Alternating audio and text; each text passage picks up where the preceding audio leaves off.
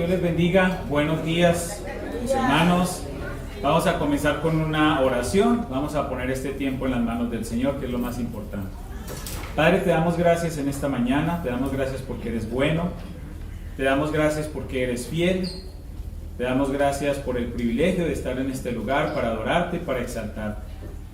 Gracias, Señor, porque nosotros hoy tenemos la libertad de hacerlo, y con esa libertad que tenemos, estamos orando también por aquellos hermanos y hermanas en Cristo en diferentes lugares del mundo que están siendo perseguidos por anunciar el Evangelio.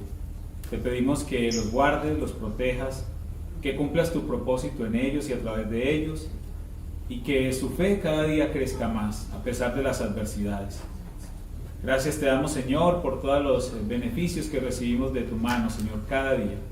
Y por eso estamos en este lugar, en esta mañana, para exaltar y glorificar tu santo nombre y para honrarte, Señor, con todo lo que aquí hagamos en esta mañana. Queremos cantar estos himnos, Señor, de celebración en esta mañana. Queremos adorarte y exaltarte a través de estas canciones, Señor, para agradecerte por todas tus bendiciones.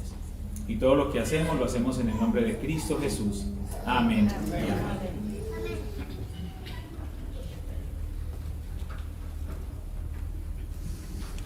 Bueno, le damos gracias al Señor por lo que nos ha permitido hacer durante estos días. Ya ustedes pudieron ver algo, una pequeña muestra de lo que estuvimos haciendo.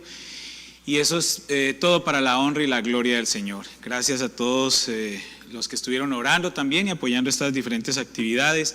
Y le damos gracias al Señor por eso, y qué privilegio también que nuestros hermanos del servicio de inglés pudieran acompañarnos en esta primera parte para que unidos exaltáramos al Señor. Hoy, ¿qué es lo que estamos celebrando hoy?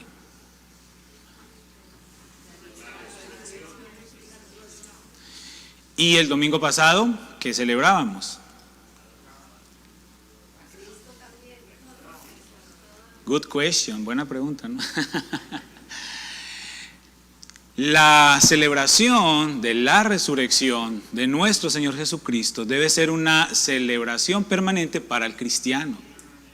Está bien que nosotros tengamos un tiempo dedicado dentro del cronograma de un año para tener ciertas celebraciones, ciertas actividades, pero que nosotros como cristianos podamos vivir en una constante celebración de la resurrección del Señor. Y quiero compartir un breve video muy hermoso que nos habla un poco de la intencionalidad de lo que hoy estamos recordando. Él está aquí. El Señor Jesucristo murió y resucitó una sola vez y para siempre. Y Él ahora permanece aquí, Él vive en cada uno de nosotros. Él está aquí y por eso estamos nosotros aquí también, y le damos gracias al Señor por eso. Les hacía la pregunta al principio sobre qué celebramos hoy, porque muchas veces las celebraciones nos pueden confundir porque podemos perder el sentido de lo que estamos celebrando o la esencia de lo que estamos celebrando. Ustedes saben, y lo hemos hablado muchas veces, que muchas celebraciones como el Día de la Madre, el Día del Padre, el Día de Acción de Gracias, la Navidad, con el paso del tiempo y con el auge del comercio, se perdió la esencia de esa celebración. Y yo creo que lo que hoy estamos recordando, de alguna manera también le ha pasado lo mismo. Con el paso del tiempo y con las formas, todo esto se ha ido perdiendo, o esta celebración ha ido perdiendo el sentido y la esencia. Y por eso les decía, ¿qué celebramos hoy? Pues celebramos la resurrección de Cristo, y la semana pasada pues también la resurrección de Cristo, y la antepasada pues también, porque nosotros como cristianos tenemos que celebrar constantemente que Él vive y que Él está aquí. Y eso es lo que estamos celebrando en esta mañana. Y hay una pregunta con la que nosotros vamos a comenzar esta enseñanza, y es: ¿para qué resucitó el Señor? ¿Para qué resucitó? Creo que cada uno de nosotros como cristiano, como conocedor de Jesucristo, como seguidor de Jesucristo, debe tener una respuesta a esta pregunta. Si no la tenemos, entonces es una muestra de que esta celebración es más una religión o una tradición, porque no hemos podido comprender el sentido total de lo que hoy estamos celebrando. Simplemente vamos a recordar lo que dice Mateo capítulo 28 y vamos a estar leyendo todo el capítulo del 1 al 20, pero realmente lo que hoy nosotros estamos recordando y lo que cada semana debemos estar recordando es que Jesucristo se levantó de entre los muertos para cumplir lo que estaba profetizado y para darnos a nosotros, su iglesia, la victoria. Y ese levantarse es realmente lo que significa resucitar, levantarse. Entonces, Jesús se levantó de la tumba con un propósito y un propósito eterno en el que usted y yo estamos incluidos. Y por eso debemos estar alegres, gozosos, más que felices. Es una pregunta esta de la cual nosotros pensamos que conocemos la respuesta correcta, seguramente, por lo que hemos escuchado, por lo que hemos estudiado, lo que hemos aprendido. Pero un día como hoy, que tradicionalmente celebramos la resurrección de nuestro Señor Jesucristo, es preciso que estemos seguros de tener la respuesta correcta.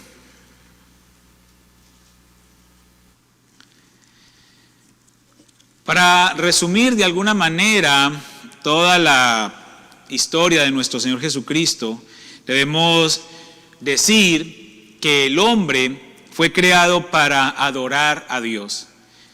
Nosotros, usted y yo, hemos sido creados para adorar a Dios, para vivir en santidad.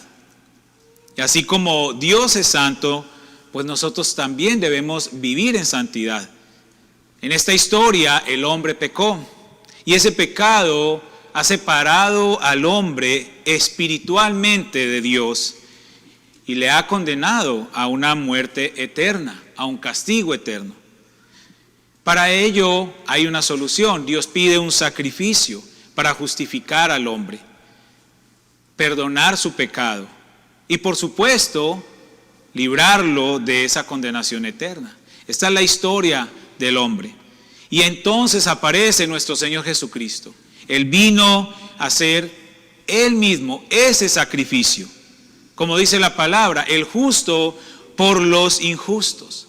Decidió morir en una cruz para Él pagar y con su sangre nos redimiera de nuestros pecados.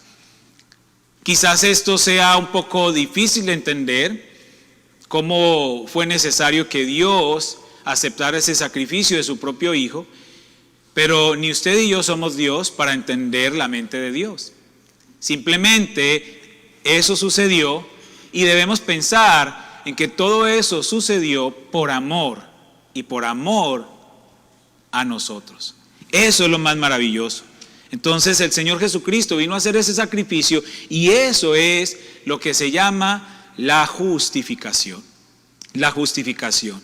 ¿Qué significa la justificación? Dice uno de los comentarios sobre la doctrina de la justificación, dice, hasta que los pecadores creen, están bajo la ira de Dios. Dice Juan 3:36. Cuando, por la gracia de Dios, son rescatados y perdonados, su relación con Dios cambia desde ese momento. En otras palabras, son justificados. La justificación es algo que los pecadores reciben. Y eso incluye el pleno perdón, el favor de Dios y la vida eterna, como dice Juan 3:16. Entonces usted y yo somos declarados justos, no porque hayamos pagado por ello. Nosotros no pagamos absolutamente nada por ello. Somos declarados justos. ¿Por qué? Porque otra persona se declaró culpable en mi lugar y pagó por mis culpas. Y esa persona es Jesucristo. Por Él nosotros somos justificados. Dice Romanos capítulo 4 verso 25, el cual fue entregado por nuestras transgresiones y resucitado para nuestra justificación. Romanos también dice en el capítulo 5 verso 18, dice, así que como por la transgresión de uno vino la condenación a todos los hombres, está hablando de Adán, de la misma manera por la justicia de uno vino a todos los hombres la justificación de vida. Está hablando de Cristo. Y leemos también ahí mismo en Romanos, capítulo 5, versículo 1. Justificados pues por la fe, tenemos paz para con Dios por medio de nuestro Señor Jesucristo. Entonces, claro, entonces, parte del propósito de Jesús al venir a morir en la cruz. Digo parte porque la siguiente obra salvífica se completaría a través de la resurrección, que es lo que recordamos, ¿no? Porque esta segunda parte del plan incluía otorgarnos a nosotros esa vida eterna y también restaurar las cosas entre el Creador y su creación, una vez más. Recordemos que en Adán esa relación se rompió por el pecado y el Señor Jesucristo viene a través de su muerte y su resurrección a restaurar esa relación entre el Creador y la creación, que somos nosotros. Entonces Dios diseñó un plan maravilloso para Él hacer ese trabajo. Y Él, en un principio, escogió al pueblo de Israel. Dios, a través del pueblo de Israel, deseaba cambiar a todas las naciones y mostrarse a través de su pueblo escogido, de su pueblo santo. Pero Israel falló en parte de su comisión. Entonces, ahora el Señor Jesucristo, a través de la iglesia, que somos usted y yo, Él quiere cumplir ese mismo propósito. Que las naciones le conozcan a través de su relación con su amada iglesia. Todo esto va cobrando sentido. Entonces la resurrección nos lleva a ese punto crucial. Ese punto en el que nos aseguramos la vida eterna, pero también el Señor Jesucristo volvió de la muerte para restablecer el orden y para comisionar a la iglesia para que lleven a cabo ese propósito eterno, respondiendo a la pregunta inicial, ¿para qué resucitó el Señor Jesucristo? Para restablecer el orden y que la iglesia, que somos nosotros, podamos cumplir el propósito eterno de Dios. Ahora, antes de llegar a ese punto, yo quiero destacar dos tipos de personas que la historia de Mateo capítulo 28, del 1 al 20, nos presenta. Vamos encontrando allí diferentes personajes, pero hay dos grupos importantes. Alguna vez lo compartí también, pero quiero recordarlo esta mañana. Dos grupos importantes. Uno, las mujeres que fueron a la tumba esa mañana y los soldados que cuidaban la tumba esa mañana en la que el Señor Jesucristo resucitó. Vamos a leer ahí Mateo 28, versículo 1 al 10. Dice: pasado el día de reposo, al amanecer del primer día de la semana, vinieron María Magdalena y la otra María a ver el sepulcro. Y hubo un gran terremoto, porque un ángel del Señor, descendiendo del cielo y llegando, removió la piedra y se sentó sobre ella. Su aspecto era como un relámpago, y su vestido blanco como la nieve. Y de miedo de él, los guardias temblaron y se quedaron como muertos. Mas el ángel, respondiendo, dijo a las mujeres: no temáis vosotras, porque yo sé que buscáis a Jesús, el que fue crucificado. No está aquí, pues ha resucitado como dijo. Venid, ved el lugar donde fue puesto el Señor, e id pronto y decid a sus discípulos que ha resucitado de los muertos. Y he aquí va delante de vosotros a Galilea. Allí le veréis, he aquí os lo he dicho.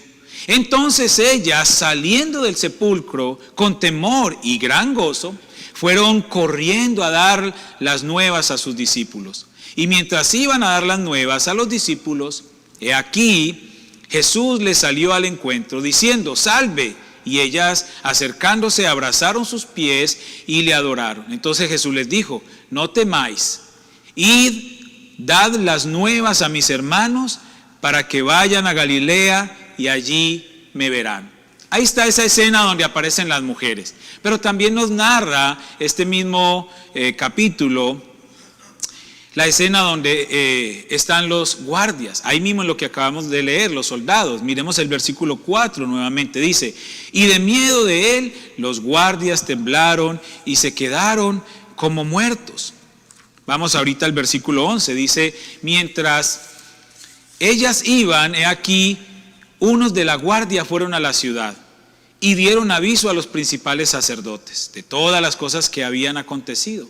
Y reunidos con los ancianos y habido consejo, dieron mucho dinero a los soldados, diciendo, decid vosotros, sus discípulos vinieron de noche y lo hurtaron, estando nosotros dormidos.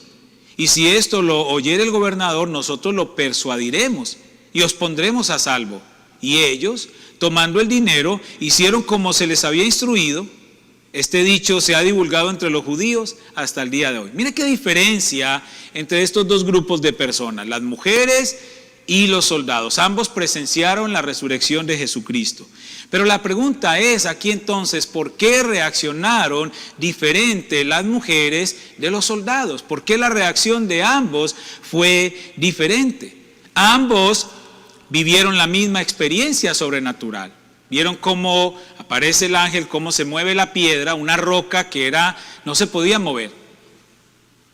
Estaba hecha la tumba para que la roca se encajara en un espacio y de allí no la podían mover. Tendrían que picarla, reventar para poderla mover. Ellos presenciaron ambos ese momento sobrenatural de la aparición del ángel. Él se aparece y la escena entonces ahí es la tumba abierta, de una manera asombrosa. Y lo más asombroso, el cuerpo de Jesús no estaba. Yo puedo con toda certeza de mi parte llegar a la conclusión que lo que marcó la diferencia en cómo reaccionaron las mujeres versus los soldados fue la experiencia de conocer a Jesús. Las mujeres, por supuesto, le conocían. Ellas le conocían. Los soldados no le conocían. Por lo menos no de la misma manera. Las mujeres, en las narraciones bíblicas, las mujeres compartieron con Jesús. Esas mujeres que fueron ese día, ellas ya habían compartido con Jesús. Ellas le conocieron de una manera personal. Ellas lo habían oído hablar. Ellas lo habían visto actuar. Ellas lo habían visto hacer milagros. Ellas lo seguían fielmente. Pero los soldados no. No era igual la relación con Jesús. Entonces, la pregunta es, ¿y cómo es entonces la reacción de quienes conocen a Dios y quienes no le conocen verdaderamente? ¿Cómo es entonces la reacción de quienes conocen a Dios y quienes no le conocen verdaderamente? Si miramos lo que hicieron las mujeres, dice la Biblia, que ellas saliendo del sepulcro con temor y gran gozo, fueron corriendo a dar las buenas nuevas. Las mujeres salieron corriendo a dar las buenas nuevas. Y ellas acercándose, abrazaron sus pies y le adoraron. Eso hicieron ellas. ¿Qué hicieron los soldados? Unos de la guardia, dice el texto, fueron a la ciudad y dieron aviso a los principales sacerdotes. Y ellos, tomando el dinero, hicieron como se les había instruido. Entonces las mujeres, ¿qué hicieron? Le adoraron, llenas de gozo. Salieron a anunciar las buenas nuevas. ¿Y qué hicieron los soldados? Tuvieron miedo, por el contrario. Rindieron cuentas humanas, no divinas, tomaron su beneficio, que fue el dinero, y desaparecieron. Dos reacciones totalmente contrarias frente al mismo evento, a la resurrección de Cristo. Y lo que marca la diferencia es el conocimiento que tenemos de Dios. Yo quería destacar estas dos clases de personas que se describen en este relato de la resurrección y que describen, hermanos, lamentablemente, a buena parte de las personas en el mundo. Aquellos que aparentemente están cerca de Jesús, pero que no le conocen para nada. Y aquellos que son verdaderos conocedores de Jesús y que le siguen y cumplen sus mandamientos. Precisamente en este relato de la resurrección, en los versículos finales, el mismo Señor Jesucristo, hablando a los discípulos cuando los reúne, les revela el motivo de su resurrección. Y por supuesto, en la resurrección se están cumpliendo también muchas profecías. El Salmo 16, versículo 10 dice: porque no dejarás mi alma en el Seol, ni permitirás que tu santo vea corrupción. Hablando al rey David, pero ahí estaba profetizándose acerca de Cristo también. Y Mateo capítulo 12, verso 38 al 41, dice: entonces respondieron algunos de los escribas y de los fariseos, diciendo: Maestro, deseamos ver de ti señal. Y él respondió y les dijo: la generación mala y adúltera demanda señal, pero señal no les será dada, sino la señal del profeta Jonás. Porque estuvo Jonás en el vientre del gran pez 3 días y 3 noches. Así estará el Hijo del Hombre en el corazón de la tierra 3 días y 3 noches. Entonces la resurrección del Señor Jesucristo cumple las profecías, porque era necesario que se cumplieran las profecías. Y por supuesto había un propósito mucho más grande para nosotros como iglesia. Y ese propósito era encomendarle la más grande misión que le ha sido dada a la iglesia y que por siglos se ha conocido como la Gran Comisión, que en estos últimos tiempos se ha vuelto la Gran Omisión, porque hemos omitido obedecer esa parte del mandato del Señor Jesucristo. Pero el Señor Jesucristo no resucitó solo, porque eso es lo que vemos cada Semana Santa, y seguramente algunos de ustedes estarán de acuerdo conmigo. El Señor Jesucristo no resucitó solo para que cada año la iglesia haga rituales celebrando un acontecimiento bíblico que ni siquiera entienden y mucho menos viven de manera real en sus vidas. Jesús no resucitó para que solamente recordemos esta fecha con una falsa religiosidad. Jesús no resucitó para ser portada de revistas, boletines, anuncios, películas o documentales vacíos sin sentido ni propósito. Jesús resucitó para que su iglesia viviera eternamente con Él, cumpliera esa gran comisión.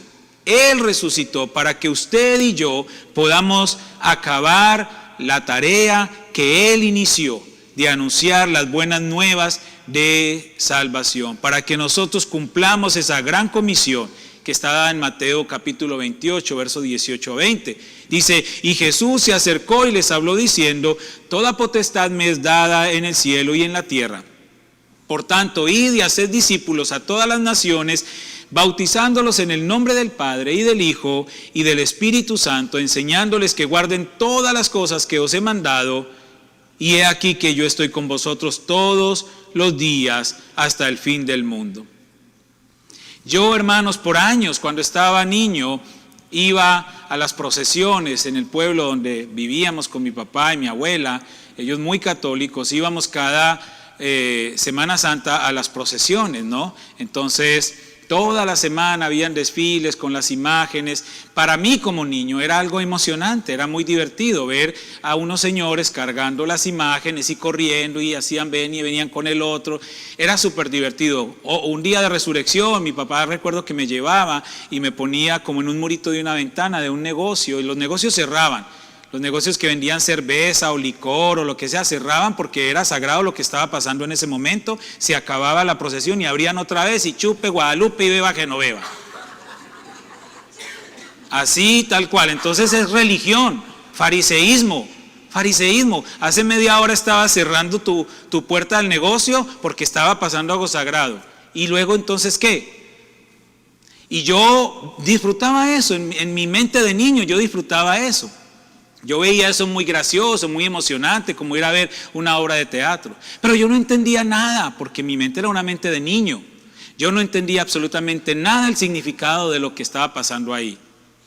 Y por años, cuando ya el Señor me llamó para conocerle y empecé en la iglesia cristiana desde la edad de 7 años, seguí repitiendo lo mismo, solo que ahora ya le llamaban culto, ya les llamaban culto de no sé qué o celebración de... O sea, eran los mismos rituales, solo que sin las imágenes. Y tampoco entendía yo eso. Y saben que esta semana que acaba de pasar, esta semana misionera y evangelística, me permitió entender realmente lo que significa esto. Porque es que la celebración de la Semana Santa no es una celebración llena de rituales. Es una celebración llena de acciones, de obediencia al mandamiento, porque el Señor Jesucristo murió y resucitó para que la iglesia cumpliera una misión. No para que la iglesia simplemente se sentara bajo la religión a seguir haciendo los mismos rituales sin sentido, sin entendimiento. ¿Sí? Yo puedo venir un domingo como hoy a hacer un servicio a las 5 de la mañana, pero ¿qué es más bíblico? Ir al semáforo y entregar un folleto. Entonces hemos cambiado unas cosas con otras. No que una cosa sea mala, no que un servicio a las 5 de la mañana sea malo, sino que es más intencional cuando yo traslado esta tradición a una acción, no diciendo que sean malas, pero hay que tener sentido en lo que nosotros celebramos y en lo que creemos. Porque si no, entonces, ¿qué estamos haciendo? Perdónenme una y otra vez. Pero no tiene sentido que nosotros sigamos celebrando algo que no estamos viviendo. Tiene que haber una intencionalidad en lo que nosotros celebramos, y es aquí donde nosotros hablamos de una resurrección con propósito. Nuestro Señor Jesucristo murió para perdonar nuestros pecados, para darnos salvación, y resucitó para darnos juntamente con Él la vida eterna. Y estando en esta condición, nosotros podamos cumplir el propósito original de reconciliar al mundo con Dios. Cada cristiano debe honrar esa resurrección de Jesús obedeciendo esa gran comisión. Y esa gran comisión está dada claramente, 3 pasos: hacer discípulos a todas las naciones, bautizándolos en el nombre del Padre, del Hijo y del Espíritu Santo, y enseñándoles que guarden todas las cosas. Estamos todos de acuerdo entonces que el Señor nos ha pedido que vayamos. Dice, id para cumplir con nuestra parte del compromiso. Pero la pregunta entonces es, ¿ir a qué? ¿Ir a qué? Bueno, a hacer discípulos. El discipulado no es una clase, como se ha enseñado por años en la iglesia. No es una clase. El discipulado es un estilo de vida, de seguir los pasos de un maestro. Son discípulos o somos discípulos los que seguimos a un maestro, los que pasamos tiempo con él, los que aprendemos de él. No hacemos discipulado sentado en una silla leyendo una cartilla. No está mal, pero eso no es discipulado. Eso es un estudio bíblico. Discipulado es seguimiento. Y el Señor Jesucristo, ¿qué dice en su palabra? Vayan y hagan creyentes. Dice, vayan y hagan discípulos, seguidores. Enseñándoles. Esa parte habla de todo el estudio de la Biblia. Nosotros tenemos que seguir estudiando la palabra de Dios todo el tiempo. Y bautizándoles habla de evangelismo. Y ya les voy a explicar rápidamente eso. Yo sé que estamos en un tiempo, en un horario, por lo que hicimos esta mañana. Es un programa especial. Yo me imagino que su elegancia esta mañana y cómo usted se vino vestido elegante era para estar el tiempo necesario aquí en la casa del Señor, ¿no? No. Sí, porque al restaurante no hay que ir tan elegante. Me imagino yo, ¿no? La comida no se va a acabar, no se preocupe. Esta es la comida. Esta es la palabra, la comida verdadera. Rápidamente, lo primero, hermanos, hacer discípulos. Cuando hablamos de hacer discípulos, ¿qué es el discipulado? Rápidamente. Existen muchos creyentes en la iglesia. Existen muchos creyentes en la iglesia, pero el Señor quiere discípulos. Entonces necesitamos dar el siguiente paso. Dejar de ser simples creyentes y avanzar para ser discípulos, es decir, seguidores de Jesús. La diferencia, escúchenme, la diferencia entre una iglesia y la iglesia es que una iglesia está llena de creyentes, pero la iglesia está llena de discípulos. Esa es la gran diferencia entre una iglesia y la iglesia. Y usted y yo estamos llamados a ser la iglesia. Hacer discípulos requiere algunas acciones de nuestra parte. Todo requiere un esfuerzo. No es tan fácil todo, requiere un esfuerzo. Lo primero, sacrificio absoluto y sin reproche. Lucas 14:33 dice: así pues, cualquiera de vosotros que no renuncia a todo lo que posee no puede ser mi discípulo. Y no está hablando de bienes materiales necesariamente, porque este versículo lo usan muchos predicadores de la prosperidad. Renuncien a todo lo material que ustedes tienen les hace daño a usted, pero a mí no me hace daño, échenlo acá. Eso dicen muchos por ahí, no son mis palabras. No está hablando de eso, es a renunciar a todo lo que para mí es mi prioridad absoluta. Y yo tengo que restablecer el orden de las cosas y la prioridad tiene que comenzar con Dios.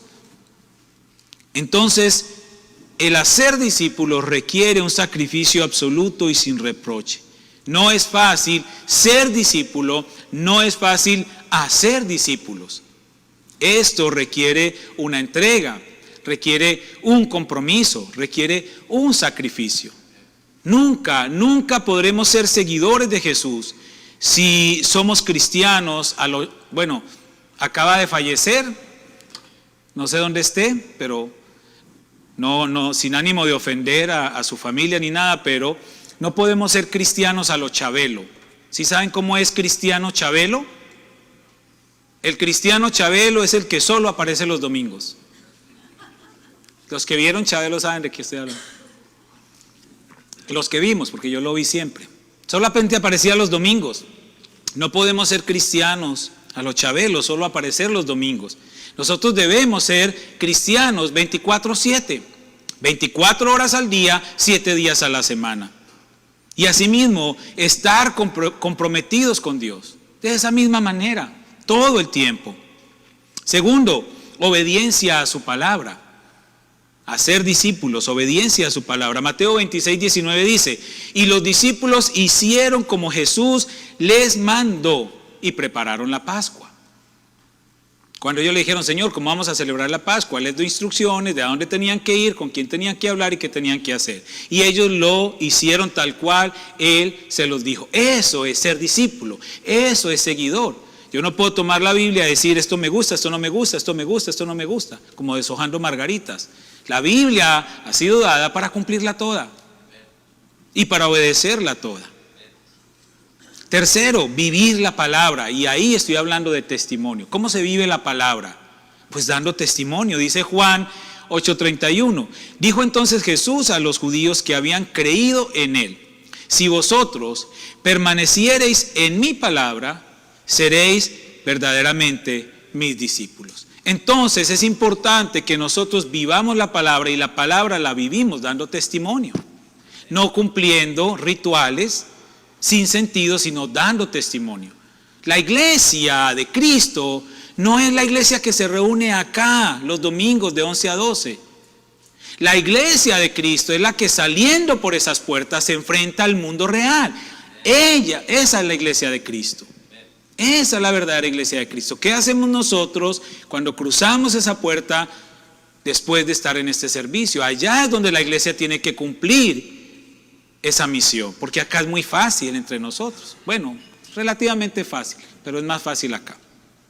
Entonces, vivir la palabra, dar testimonio, reconocer su señorío, y esto es importante. Dice Mateo 8:25, y vinieron sus discípulos y le despertaron diciendo: Señor, sálvanos, que perecemos. Cuando estaba en la barca, que estaba la tormenta. Pero mire la expresión, ellos no le dicen: hey, maestro, maestro, Jesús, Jesús. No, ellos le dicen: Señor. Ellos reconocen el señorío de Cristo en sus vidas y reconocen que solamente su actuar puede salvarlos. Es importante, hermanos, para ser discípulos, reconocer el señorío de Cristo. Renunciar a nuestro propio señorío, porque muchos queremos ser nuestros propios señores. Y tenemos que reconocer el señorío de Cristo en nuestra vida. Es un paso indispensable para ser un verdadero discípulo. Amarnos como Jesús amó. Juan 13:34 al 35 dice: un mandamiento nuevo os doy, que os améis unos a otros como yo os he amado, que también os améis unos a otros. En esto conocerán todos que sois mis discípulos, si tuviereis amor los unos con los otros. Entonces necesitamos amarnos como Jesús amó para poder continuar como verdaderos discípulos. Segundo, dice enseñándoles el estudio de la palabra. El verbo enseñar significa o traduce comunicar conocimiento. Comunicar conocimiento, ideas, experiencias, habilidades o hábitos a una persona que no lo tiene. Hacer ver de forma práctica, mediante una explicación o una indicación, cómo funciona, se hace o sucede una cosa. Eso es lo que nosotros debemos hacer, enseñar, transmitir el conocimiento que alguien también nos ha transmitido a nosotros y que nosotros mismos hemos podido obtener de Cristo a través de nuestra relación con Él. ¿Y qué debemos enseñar? Dice ahí el versículo, enseñar todas las cosas, todas las cosas. ¿Qué son todas las cosas? Bueno, son todas las cosas que Jesús durante sus últimos 3 años les había enseñado a los discípulos. No solo con sus palabras, sino con sus acciones, es decir, con su ejemplo. Marcos 11:22 dice, respondiendo Jesús les dijo, tened fe en Dios. Eso es una enseñanza que Jesús le dio a los discípulos. En Mateo 5:24 dice, deja allí tu ofrenda delante del altar y anda y reconcíliate con esa persona, luego ven y presenta tu ofrenda a Dios. Otra enseñanza que le dio a los discípulos. Lucas 6:36, sed pues misericordiosos, como también vuestro Padre es misericordioso. Otra enseñanza. Y hay más de 100 versículos, solamente en el Nuevo Testamento, por supuesto, en el que el Señor Jesucristo enseña. Y de esa misma manera nosotros debemos enseñar a otros también. En la medida en que hemos ido aprendiendo, debemos ir enseñando también. Y por último, bautizándoles. Bautizándoles habla de evangelismo y ya les explico por qué. El bautismo es una representación pública de lo que ya sucedió en mi vida espiritualmente. Muerte a la antigua persona y resurrección a la vida nueva en Cristo. Por eso cuando bautizamos a alguien hacemos este movimiento, sumergimos a la persona en el agua y la persona vuelve y sale. Es simbolizando la muerte y la resurrección de Cristo, ese proceso de transformación. Es también profesar que ahora yo me identifico con Cristo. Y me identifico con Cristo en el hecho de cómo Él, aunque muera un día, resucitaré para vida eterna. Eso es lo que es bautizarnos. Sencillamente identificarnos con Cristo. Bautizo no hace a una persona más santa o menos pecadora.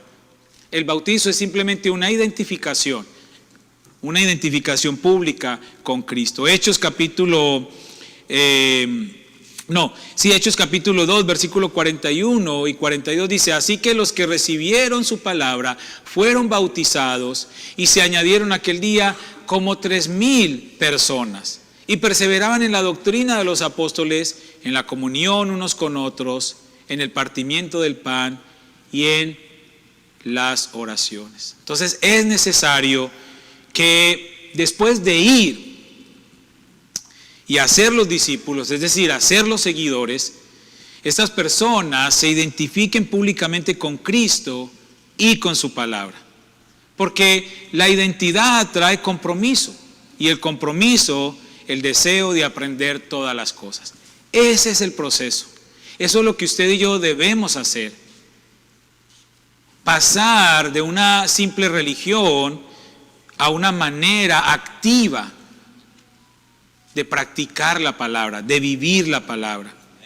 Y haciendo estas 3 cosas que hemos hablado esta mañana, que nos manda el Señor en esta gran comisión de Mateo capítulo 28, entonces nosotros estamos honrando su resurrección y no será en vano.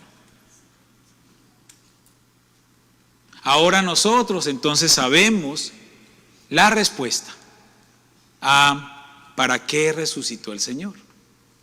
Ahora lo sabemos o lo recordamos. Y si nosotros no lo vivimos y no lo ponemos en práctica, pues nos veremos, si Dios nos tiene con vida, el próximo año, a esta misma hora, por el mismo canal, otra vez bajo el ritual de la resurrección.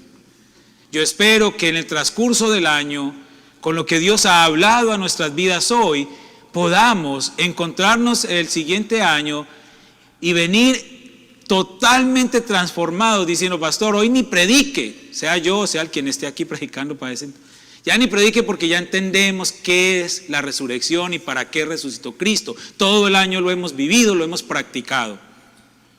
Pase la página y dé otro sermón, porque así es, hermanos, de eso se trata. Y le damos gracias al Señor que su palabra está para nosotros. Gracias, yo le doy gracias al Señor porque su palabra está para nosotros.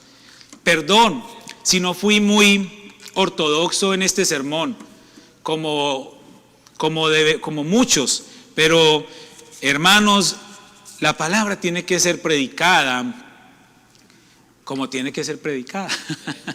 Así de sencillo, así de sencillo. Y el Señor nos ama tanto que nos habla de esa manera a cada uno de nosotros. Así es que yo le animo para que a partir de este momento, entendiendo lo que realmente celebramos o recordamos cada vez que nos congregamos como iglesia y cada vez que abrimos nuestros ojos, que es la muerte y resurrección de Cristo, podamos vivir de esa manera, obedeciendo al Señor. Amén. Vamos a orar. Padre, te damos gracias en esta hora, Señor. Gracias, Padre, por tu palabra preciosa. Gracias, Señor, porque podemos con todo el gozo en nuestro corazón decir: hoy celebramos que estás vivo y estás vivo en mí para que cumpla esa gran comisión. Permítenos, Señor, a todos los que estamos en este lugar, a los que nos están viendo a través de las redes sociales, ser obedientes a tal punto que nosotros podamos renunciar incluso a esa religiosidad y romper todos esos paradigmas que se nos han impuesto por años, para que por una vez y por siempre nosotros podamos vivir la verdadera resurrección y cumplir ese propósito para el cual tú resucitaste. Gracias porque nos has elegido a nosotros, pecadores, para perdonar nuestros pecados, para salvarnos, para darnos la vida eterna y para que nosotros seamos tu instrumento santo para cumplir esta gran comisión, y que muchas y muchas y muchas más personas puedan escuchar el mensaje libertador del Evangelio. Te damos gracias, Padre, en el nombre de Cristo Jesús. Amén y amén. Hermanos, Dios les bendiga. Allá en el Denis o donde vayan a comer, digan que les den doble porción por cuenta mía.